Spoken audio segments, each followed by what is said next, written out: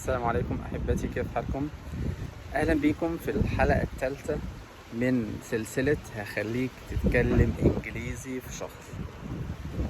نخش في الدرس على طول. لما تيجي تقول لحد أنا عارف، تعرف فلان؟ أنا عارف. تعرف دي؟ أنا عارف اسمها I know. قول ورايا. I know يعني أنا إيه؟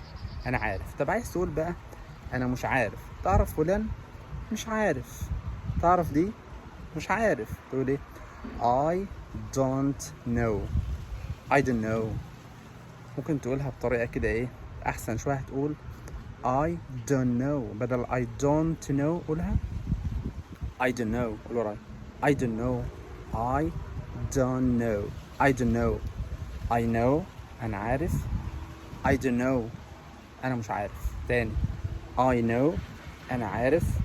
I don't know أنا لا أعرف. اوكي؟ تعرف ده؟ I know.